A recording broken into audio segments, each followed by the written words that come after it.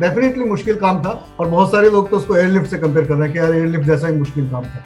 तो मुझे खुशी होती है कि मैं जो मेहनत करी है उसका फल मिल रहा है और लोग अप्रिशिएट कर रहे हैं। What do you think can be done to break this myth? Because industry is missing out on a very fine actor. मैं आपके माध्यम से कहना चाहता हूँ कि I am very easy to approach, I am very much available. जी हुजूरी नहीं कर सकता, मैं जाके आपकी झूठी तारीफें नहीं कर सकता, जो कि मोस्टली लोगों को पसंद आता है। एज अ राइटर आपकी एम्बिशन क्या है? मैं वो स्क्रिप्ट लिखूंगा और डायरेक्ट करूंगा, और ये मैं आपसे वादा करता हूँ, ऑन रिकॉर्ड वादा करता हूँ, उस तरह की पहली फिल्म होगी हिंदुस्तान सिनेमा में।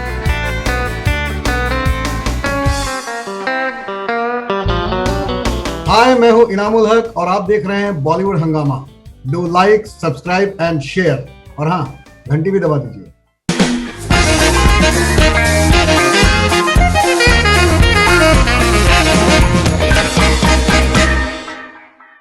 इनामुल हक, वेलकम बैक ऑन बॉलीवुड हंगामा। बहुत बहुत शुक्रिया, फिर से एक बार आपके दर्शन हो गए पेंडेमिक के टाइम में। बहुत अच्छा लगा आपकी शक्ल देख के, और बड़ी खुशी होती है जब आप अप्रिशिएट करते हैं मेरे काम को। आई एम रियली नहीं, अब तक तो आपको रियलाइज हो चुका होगा कि सिर्फ मैं नहीं, हर कोई तारीफ कर रहा है ऑलरेडी। आई एम श्योर कि आपको अभी काफी फीलर्स आपको आए होंगे। Maybe I was the first one who called you and praised your work in Maharani. मैं अभी आपका एक इंटरव्यू देख रहा था और आपने उसमें अपनी वालदा का जिक्र किया है कि आपकी वालदा ने आपसे कहा था कि दैट नियत साफ तो मंजिल आसान। जी। रिसेंटली आपकी वालदा का भी इंतकाल हुआ है सहारनपुर में। कैसा इन्फ्लुएंस था उनका आपके ऊपर? एंड ऑब्वियसली आई थिंक बहुत बड़ा लॉस है आपके लिए, लेकिन कुछ अगर आप उनके इन्फ्लुएंस के बारे में बताएं अपने ऊपर। मेरे ख्याल से ये सवाल तो यूनिवर्सली सबके ऊपर अप्लाई करता है कि माँ का रिप्लेसमेंट कोई नहीं होता। तो डेफिनेटली हर बच्चे के ऊपर उसकी माँ का इन्फ्लुएंस उतना ही प्यारा होता है जितना होना चाहिए। तो मैं उस चीज को मतलब मैं उसमें कुछ अलग नहीं जोड़ पाऊंगा, क्योंकि माँ माँ होती है। मैं अगर सीधे शब्दों में कहूँ तो पिछले दिनों नहीं रही तो काफी मतलब बुरा वक्त गुजरा, और खैर जिंदगी है, ऐसे ही चलती रहती है ना। मैं आपको बताऊं ऑनेस्टली कि हम लोग बहुत से एक्टर्स से हम लोग बात करते हैं, बहुत से डायरेक्टर्स, राइटर्स, बहुत से लोगों से हम बात करते हैं, लेकिन बहुत ही कम ऐसे एक्टर्स होते हैं या फिर राइटर्स होते हैं, डायरेक्टर्स होते हैं जो कि अपने काम से आपको सरप्राइज कर देते हैं। हर बार सरप्राइज कर देते हैं कि अगर उनकी प्रेजेंस किसी प्रोजेक्ट में है तो ये एक अश्योरेंस होती है कि उसमें कुछ ना कुछ बात होगी। मतलब वो प्रोजेक्ट उनके प्रेजेंस की वजह से उसकी एक जो इज्जत है वो बढ़ जाती है। जब मैंने आपका काम देखा इसमें महारानी में, जो आपकी बॉडी लैंग्वेज है, एक टिपिकल टाइप की बॉडी लैंग्वेज है एक ब्यूरोक्रेट की, जिसने ऑब्वियसली अपना बहुत जिंदगी का बहुत लंबा अरसा कुर्सी के ऊपर पढ़ने लिखने में बिता दिया। तो हल्का सा वो बेंट है स्लाइटली इन हिज पोस्चर, और बहुत ही इंटेलिजेंट है जिस तरीके से वो कहता है। ऑनेस्टी पेस, एक उसकी ईमानदारी उसमें रिफ्लेक्ट कर रही है।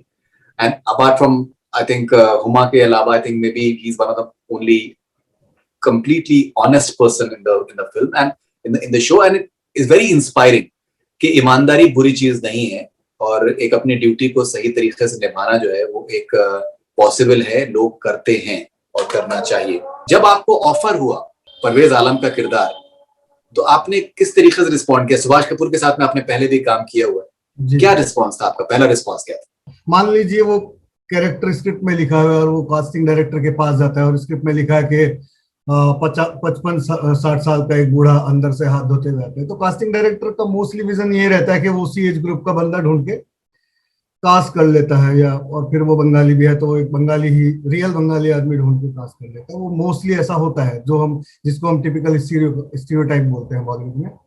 बट सुभाष जी का विजन अलग था। उनको मुझ में ये चीज लगी कि हाँ, ये 40 साल का लड़का मेरा जो भी है इनामुल हक, इसने पहले भी एक अलग अलग तरह के शेड्स, अलग अलग तरह के कैरेक्टर किए हैं, तो ये ट्रस्ट करता हूँ कि ये बंदा ये कर लेगा। तो वो डायरेक्टर का विजन है बेसिकली, और वो उन्हीं का ट्रस्ट था। और जब सामने से फिर ऐसा आता है कि एक आदमी मुझ पे ट्रस्ट करके एक जिम्मेदारी सौंप रहा है, तो वहां पर मेरे ऊपर वजन और भी बढ़ जाता है कि मैं उनके ट्रस्ट को ब्रेक ना करूं, और जो मुझसे वो उम्मीद कर रहे हैं मैं उससे बेहतर ही दूं। तो basically it's all about responsibility, जो आपके शोल्डर पे आ जाती है क्योंकि सामने वाले ने आप पे ट्रस्ट किया है। अब आप उसमें और मेहनत करते हैं और बेहतर करने की कोशिश करते हैं, और जैसे कि उसमें मेरा एक डायलॉग भी है, ऑनेस्टी पेज, ऐसे ईमानदारी से काम करते रहो, honesty pays, no no I am serious. तो ये मेरे ऊपर भी लागू होता है, मैं हमेशा वही करता हूँ। मुझे बहुत लोग बोलते हैं कि कितना कम काम करता है, और ज्यादा काम कर। मैं ज्यादा काम कर सकता हूँ, लेकिन फिर मैं इतना अच्छा काम नहीं कर पाऊंगा, ये मैं बता रहा हूँ, क्योंकि क्वालिटी मेंटेन करने के लिए क्वांटिटी पे कॉम्प्रोमाइज करना ही पड़ता है। जिस मैंने जिक्र किया, मैं आपको एक पुराना आपका मैं इंटरव्यू देखा तो आपने उसमें क्लियरली कहा है कि दैट मैं वो काम नहीं कर सकता जो कि मैं खुद देखना पसंद नहीं करूं। आपने राइटिंग भी करी है शुरू में, इट इज, ये बात सुनने में बहुत अच्छी लगती है, आपको वाहवाही भी बहुत मिलेगी आपको, भाई क्या बात है, अपने अपने प्रिंसिपल्स के लिए आप टिके हुए हैं। लेकिन इसको प्रैक्टिकल लाइफ में इसको इम्प्लीमेंट कर पाना बहुत मुश्किल होता है। बहुत मुश्किल। हमारी पहले भी आप बात हुई है, जो जितना कैलिबर है आपका, आपको अभी तक आपको उसका मकाम आपको नहीं मिल पाया है। You are far more talented than what you still have got for yourself. बहुत बार होता क्या है कि जब एक ये अप्रोच होती है कि आप अपने क्वालिटी पे कॉम्प्रोमाइज नहीं करेंगे, तो उसको एक साइन ऑफ एरोगेंस समझा जाता है, बिकॉज इंडस्ट्री में बहुत मीडियोक्रिटी बहुत ज्यादा है जी। थोड़े बहुत भी पढ़े लिखे अगर लोग होते हैं, मालूमात अगर लोगों को होती है, तो वो अपने को कुछ बहुत ज्यादा प्रेजेंट करते हैं जितना कि मटेरियल शायद होता नहीं है। और बहुत बार जो वाकई में जानकार होते हैं, जो कि अच्छी एजुकेशन भी जिनकी होती है, उनके अंदर एक स्नॉबरी आ जाती है, that I know more than you. और जब ये एक अप्रोच होती है सर्टेन फिल्म मेकर्स में कि I know more than you, तो वो ऑडियंस को टेकन फॉर ग्रांटेड ले लेते हैं और कहीं ना कहीं एक कट जाते हैं कि ऑडियंस में क्या चाहिए। आपने ये भी कहा है कि ऑडियंस इंटेलिजेंट है, हिंदुस्तान की ऑडियंस इंटेलिजेंट है, उसको गली गली पे उसको एंटरटेनमेंट मिल रहा है, बस के अंदर एंटरटेनमेंट मिल रहा है। तो ये कहना कि हिंदुस्तान की ऑडियंस को यही एंटरटेनमेंट चाहिए, वो भी गलत है जी। तो मुझे पहले तो आप अपने सफर के बारे में बताएं कि आप कितना आपने अपने आप को मिसअंडरस्टूड महसूस किया है। हाँ, डेफिनेटली हर प्रोजेक्ट के बाद और हर उसके बाद मुश्किलें और बढ़ती जा रही है मेरे लिए, अगर मैं देखूं तो। और लोग बोलते भी हैं कि he is the most underrated actor. अभी मैं क्योंकि सोशल मीडिया पे नहीं हूं तो लोग कम्युनिकेट नहीं कर पा रहे, तो मेरे कहीं भी उनको वीडियोस दिख रहे हैं तो उसके कमेंट बॉक्स में जाके कमेंट कर रहे हैं कि महारानी में मैंने कर, तो वो लेवल की तारीफ मुझे मिल रही है। लेकिन वो ऑडियंस है और वो अपनी जगह जेन्युइन है, ईमानदार है। यही बात मैं अगर अप्लाई करूं यहाँ पर जब काम आता है, तो अभी भी मुझे कास्टिंग डायरेक्टर के यहाँ से, most of the casting director के यहाँ से कुछ साइडी रोल ऑफर होते हैं, उसमें भी ऑडिशन मांगते हैं कि अच्छा, जबकि मुझे आज तक किसी डायरेक्टर ने ऐसा नहीं कहा कि मुझे आपका ऑडिशन चाहिए। तो वो एक है, पता नहीं, मैं उसको अभी तक समझने की कोशिश कर रहा हूँ, मैं समझ नहीं पाया ऐसा क्यों है। जहां तक मैं पिछली बार भी आपको बताया था कि शायद जो वर्ड आपने यूज किया है कि एरोगेंस, वो कम्युनिकेट होके वो मिसअंडरस्टूड हो गया है उनको, क्योंकि मैंने उनको किसी सर्टेन प्रोजेक्ट के लिए ना कर दिया है और उन्होंने मेरे ना को प्रोफेशनल ना लेके अपने ईगो पे ले लिया है। तो that is their problem and finally that is there loss. क्योंकि यहाँ पे एक फिनोमिना जो मुझे समझ में आया है, most of the casting directors think that they are giver and actors are taker, जबकि ये इक्वल इक्वेशन है। जितना एक कास्टिंग डायरेक्टर को एक अच्छे एक्टर की जरूरत है, उतना ही एक अच्छे एक्टर को एक कास्टिंग डायरेक्टर की जरूरत है। This is completely give and take. तो अगर आप ये समझेंगे कि मैं ये वाला ऑप्शन हूँ और पोर्शन और एक्टर ये वाला है, तो वो मिसकंसेप्शन है, अपने बारे में गलतफहमी है। और वो हुई कहां से ये भी मुझे समझ में आया, basically that is because demand and supply of the actors.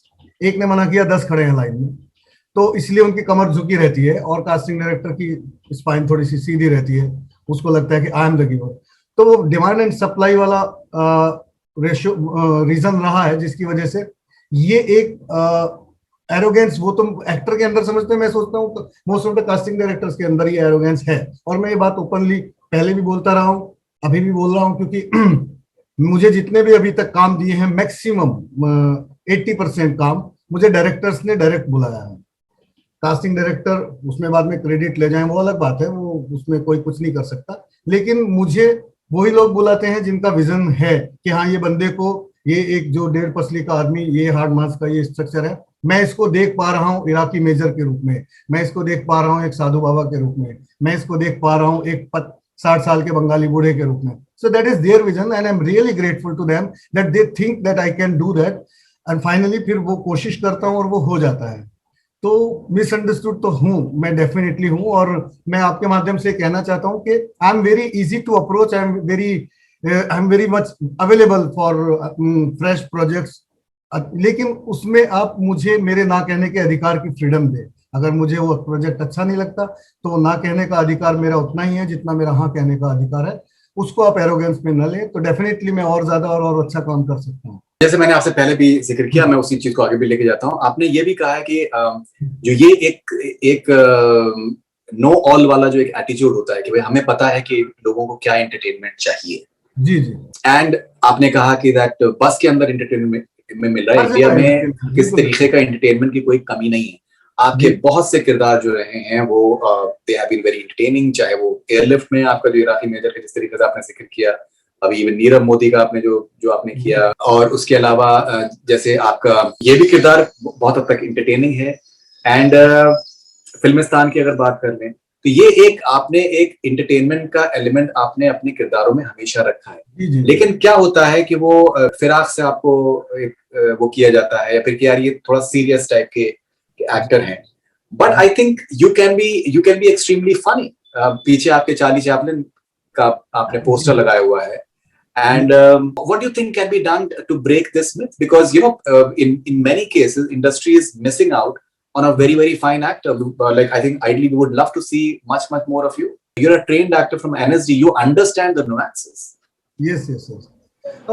Basically I think जहां तक ये सवाल है कि व्हाट कैन बी डन, तो मुझे इसमें लगता है कि intentionally nothing can be done.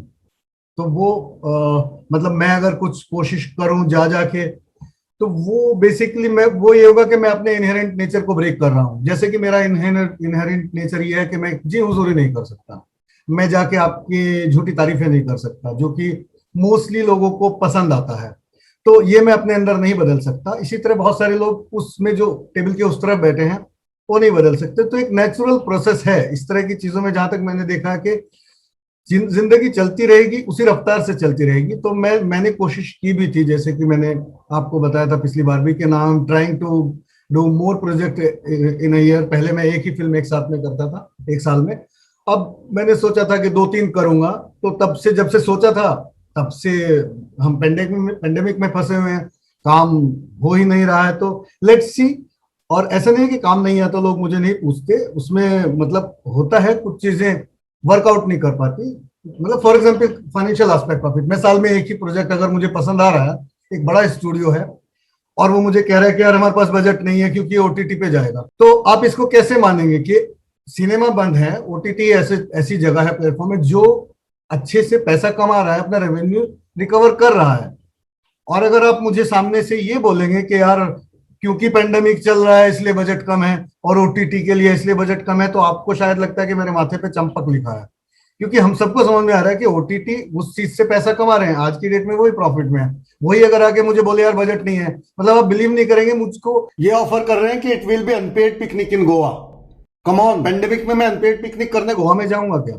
ऐसे ऐसे लोग बैठे हैं। और वो ऐसा नहीं है कि वो एक इंडिपेंडेंट प्रोड्यूसर है जो कुछ पैसे लेके मुंबई आया और कुछ बनाना चाहता है। They are big production house. I don't want to take name here, but this is how it is and this is a bitter truth.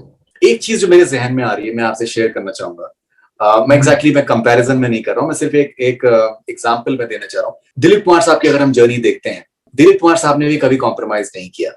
Ji brief case भर भर के लोग पैसा उनके पास लेकर आए और उन्होंने वापस कर दिया, और मुश्किल उन्होंने वक्त देखना पसंद किया, लेकिन उन्होंने कॉम्प्रोमाइज नहीं किया अपनी आर्ट के ऊपर। एंड ही मेड श्योर, लोगों ने हर तरीके की बातें कही, हर तरीके की पॉलिटिक्स हुई, लेकिन जब आज पलट के जब हम देखते हैं तो वो जो एक मील का पत्थर है दिलीप कुमार, वो ऐसा मील का पत्थर है कि ना सिर्फ हिंदुस्तान बट दुनिया भर में he is one of the finest actors and institutions. अपने आप में एक स्कूल है, एक कॉलेज है, और हर एक्टर ने एट सम स्टेज और अदर उनको कहीं ना कहीं उनको उनसे इंस्पायर हुए हैं, उनको या तो कॉपी करने की कोशिश करी है या फिर उनके नुआंसेस को समझने की कोशिश करी है। एंड अल्टीमेटली आई थिंक इंसान का जो एंड है वो हम शायद ऑब्वियसली हम नहीं रहने वाले हैं, लेकिन हमारा काम रह जाएगा। बिल्कुल बिल्कुल।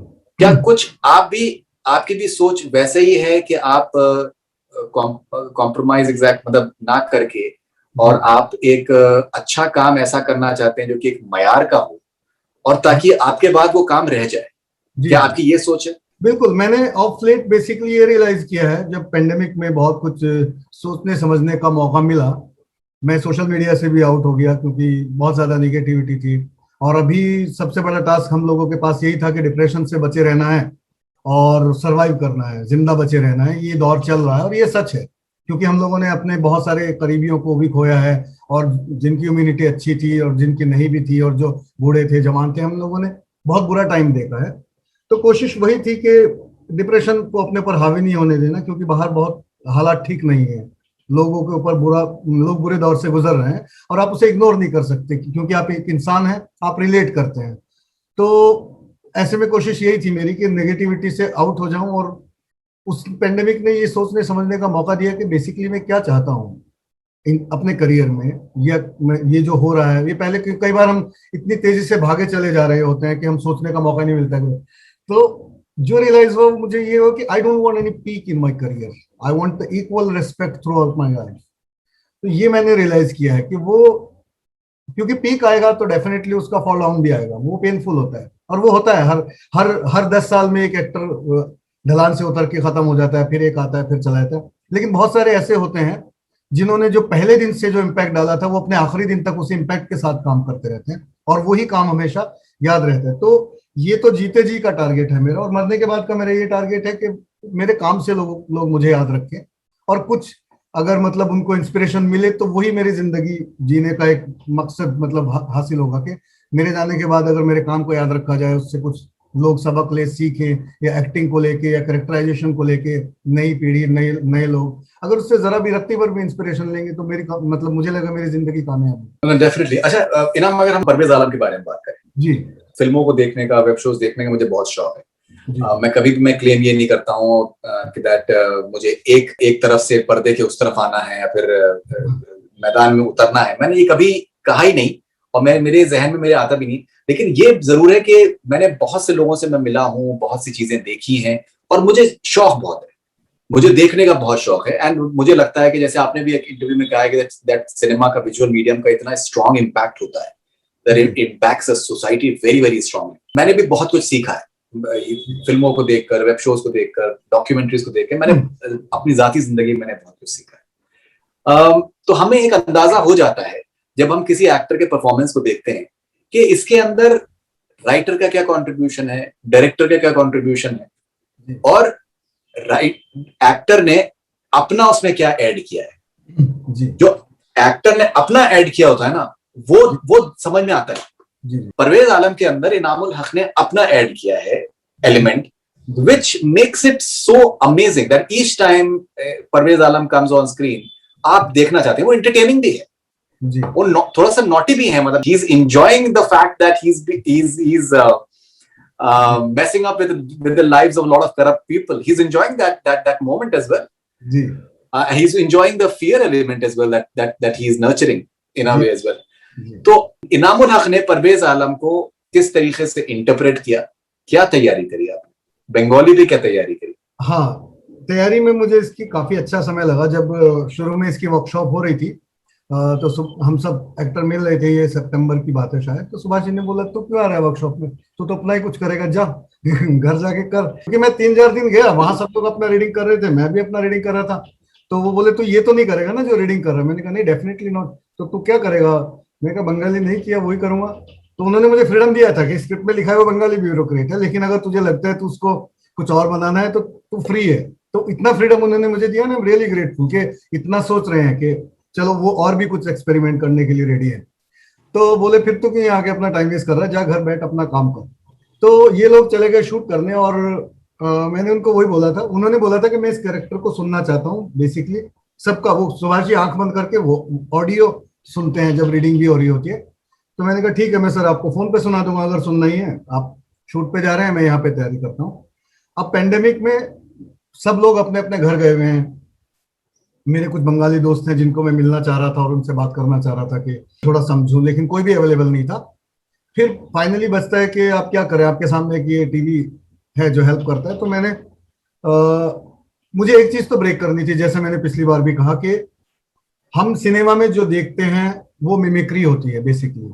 लास्ट टाइम जब हम बात कर रहे थे कि गुजराती जो हम सिनेमा में देखते हैं, ऐसे सारे गुजराती लोग ऐसे नहीं बोलते हैं। वो एक मतलब स्टीरियोटाइप मेलोड्रामेटिक गुजरात। ऐसे ही मैंने कितने लोगों से ये सुना है कि जो बंगाली कैरेक्टर सिनेमा में हम लोगों ने देखा है basically mostly mimicry of Bengali character है। मतलब रसगुल्ला और मिष्टी दोई बोलने से बंगाली कैरेक्टर नहीं हो जाता, आपको उस ऑथेंटिसिटी में जाना पड़ता है।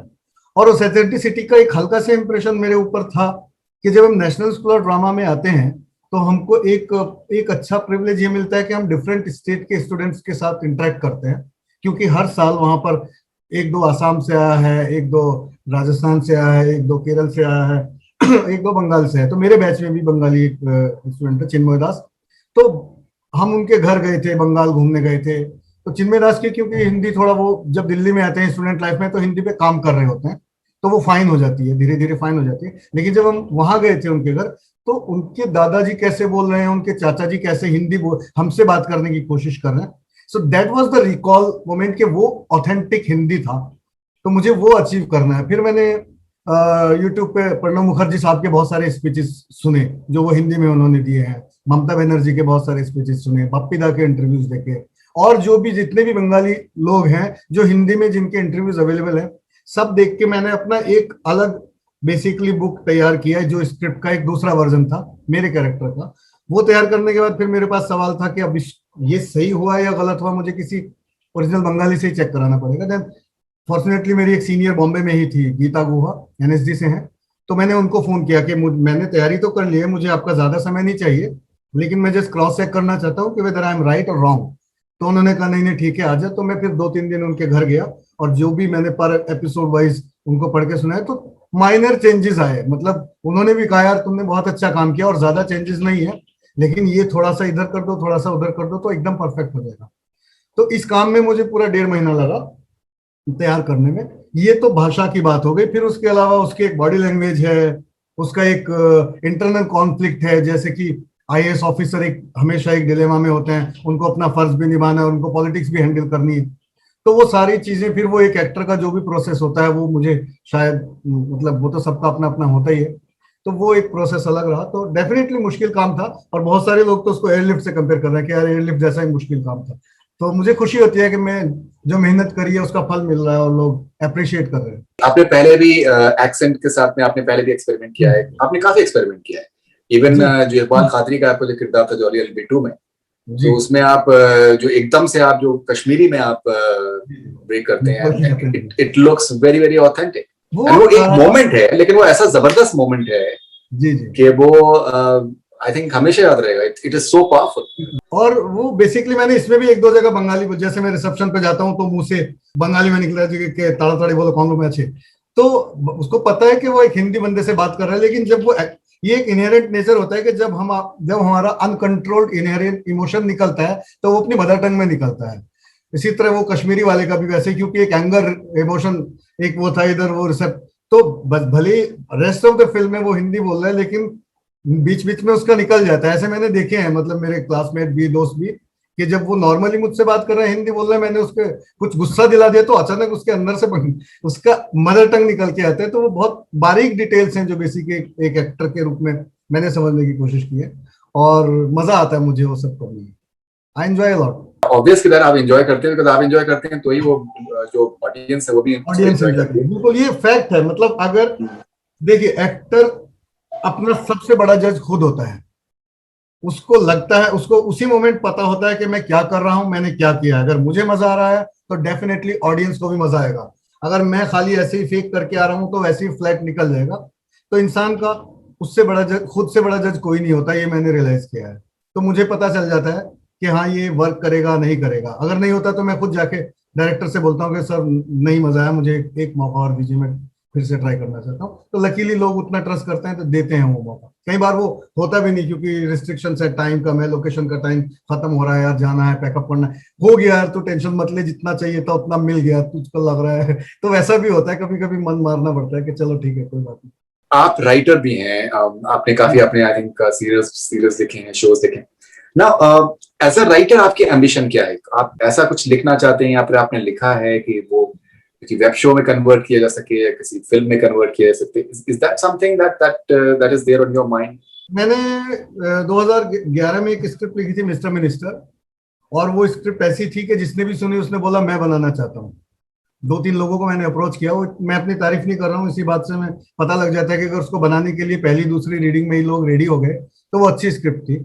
लेकिन उसी में से किसी एक ने उसका प्लॉट चुरा के दूसरी फिल्म बना दी, तो वो मैंने डस्टबिन में डाल दी। मैंने कोई कोर्ट केस वो सब नहीं किया, तो मेरा थोड़ा सा उस वक्त दिल टूट गया था कि यहाँ चोर बैठे हैं। तो फिर मैंने राइटिंग लेकिन वो वाला, कौन सी फिल्म थी, कौन मैं सी नाम फिल्म नहीं थी? लूंगा, वो मेरे ऊपर मानहानि का दावा कर देंगे तो वो कभी पर्सनली मिलके मैं आपसे बात करूंगा अगर बताऊं। तो फिर मैंने वो चैप्टर बंद कर दिया। लेकिन हाँ, मुझे सिनेमा बनाना है, क्योंकि अभी एक तो यह है कि अपने मन मर्जी का काम जैसे करना चाहता हूँ उतना ज्यादा नहीं कर पा रहा हूँ, क्योंकि वही जो आपने शुरू में जहां से हमने बात शुरू करी थी, मैं डेफिनेटली मिसअंडरस्टूड हो गया हूँ इंडस्ट्री में, तो मुझे उससे कोई शिकायत नहीं है, तो मैं अपना काम करते रहूंगा। तो मेरा प्लान था कि फ्यूचर में मैं एक फिल्म डायरेक्ट करूंगा, 2025 मैंने टारगेट किया हुआ था। फिर अभी पेंडेमिक ने मुझे उसको प्रीपोन करने पे मजबूर किया, क्योंकि बहुत सारे लोग हैं, बहुत सारे नहीं हैं। तो 3 महीने बैठ के मैंने वर्सोवा बीच पे बैठ के, वो जब खुला हुआ था, तो वो स्क्रिप्ट मैंने जहन में लिख ली है, और अभी थोड़ा मौका तलाश रहा हूँ। अभी गया भी था मैं कि उसको बैठ के लिखूं, लेकिन फिर वो घर पे ट्रेजेडी हो गई तो नहीं लिख पाया। तो मैं वो स्क्रिप्ट लिखूंगा अब और डायरेक्ट करूंगा, और ये मैं आपसे वादा करता हूँ, ऑन रिकॉर्ड वादा करता हूँ, उस तरह की पहली फिल्म होगी हिंदुस्तान सिनेमा में। नहीं नहीं, आई am sure about that, I am sure about that. All I can say is that इनाम, बहुत से लोगों से हम लोग मिले हैं इंडस्ट्री में, एटलीस्ट मैं जाती तौर पर मिला हूं पिछले 15 साल में, और कि दैट बहुत बार उनको बिलीव नहीं किया जाता है, लेकिन ये है कि दैट जब वो कर पाते हैं जो कि वो करना चाहते हैं, तो definitely I think the world acknowledges that, जी और लोग उनके सिक्के को मानते हैं ना। मुझे बहुत कॉन्फिडेंस है आपके ऊपर, एंड जी, पर्सनली मैं थैंक तो यू सो आपके काम को बहुत ही मच, एडमायर रियली आई करता एम हूँ। Very grateful to you. नहीं नहीं, इसमें ग्रेटफुल होने की बात नहीं है। देखिए जो आई थिंक अच्छे आर्टिस्ट हैं उनको तो सपोर्ट करना ही चाहिए, और अब तो वैसे भी खैर ये ओटीटी की वजह से सारे परसेप्शन चेंज होते जा रहे हैं, स्टारडम का जो परसेप्शन है वो चेंज होता जा रहा है, नए नए सितारे बनते जा रहे हैं, नए नए स्टार्स बनते जा रहे हैं, एंड लोग रियलिस्टिक चीजों को पसंद कर रहे हैं। People are liking things which are more believable and something that they can relate to. So Inam, thank you very much, बहुत बहुत शुक्रिया आपका हमसे बात करने के लिए, एंड मुबारक आपको वंस अगेन परवेज आलम को प्ले करने के लिए महारानी में। एंड आपकी वालदा, मैं तो यही कहूंगा कि शायद उनकी दुआ है कि एकदम से उनके जाने के बाद भी वो आपके लिए दुआ कर रही हैं, और परवेज आलम को इतना कमाल का रिस्पॉन्स मिल रहा है, एंड आई एम श्योर कि दैट इसी तरीके से आप फिल्म डायरेक्ट भी करिए, लिखिए भी, एंड एक्ट भी करिए, and I am sure that you go from strength to strength. Thank you very much. Thank you so much, thank you so much once again.